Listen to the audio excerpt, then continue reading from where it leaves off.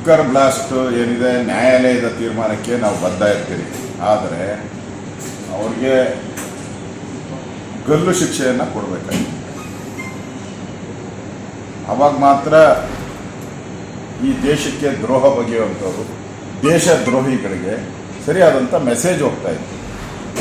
ಅವನು 10 ಜನನ ಸಾಯಿಸೋಕ್ಕೆ ಬಂದಂಥವನು ಇನ್ನು ಅವನಿಗೆ ಈಗಾಗಲೇ 3 ವರ್ಷ ಜೈಲಲ್ಲಿದ್ದಾನೆ. ಇನ್ನು ಉಳಿದಿದ್ದು 7 ವರ್ಷ ಜೈಲಲ್ಲಿ ಕಳೆದ್ರೆ ಮತ್ತೆ ಬಂದು ಅದೇ ಕೆಲಸ ಮಾಡ್ತಾನೆ. ಅವನು ಬೇರೆ ವಿದ್ಯೆ ಅವನಿಗೆ ಗೊತ್ತಿರೋದು ಅದು ಒಂದೇ ವಿದ್ಯೆ, ದೇಶ ದ್ರೋಹದ ವಿದ್ಯೆ. ಅವನು ಮತ್ತೆ ಅದೇ ಮಾಡ್ತಾನೆ. ಅದರಿಂದ ನಾನು ಸರ್ಕಾರ ಅಪೀಲ್ ಮಾಡಬೇಕು. ಸರ್ಕಾರ ಇದನ್ನು ಹೈಕೋರ್ಟ್ಗೆ ಅಪೀಲ್ ಮಾಡಿ ಅವನಿಗೆ ಸರಿಯಾದಂಥ ಶಿಕ್ಷೆ ಆಗಬೇಕು, ಇನ್ನಷ್ಟು ಕಠಿಣ ಶಿಕ್ಷೆ ಆಗಬೇಕು. ಆ ರೀತಿ ಅಪೀಲನ್ನು ಮಾಡಬೇಕು ಸರ್ಕಾರಕ್ಕೆ ಗೌರವ ಇದ್ದರೆ. ಇಲ್ಲ ಅಂದರೆ ಸರ್ಕಾರ ಅವ್ರ ಜೊತೆ ಶಾಮೀಲಾಗಿದೆ ಅಂದರೆ ಬಾಯಿ ಮುಚ್ಕೊಂಡು ಸುಮ್ಮನೆ ಇರಬೇಕು ಸರ್ಕಾರ.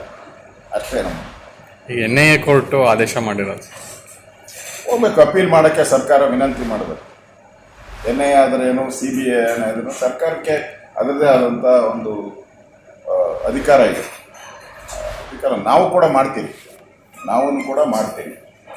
ಸರ್ಕಾರನೂ ಕೂಡ ಸ್ಪಂದನೆ ಮಾಡಬೇಕು. ಯಾಕಂದರೆ ಇದು ದೇಶದ್ರೋಹದ ಕೆಲಸ.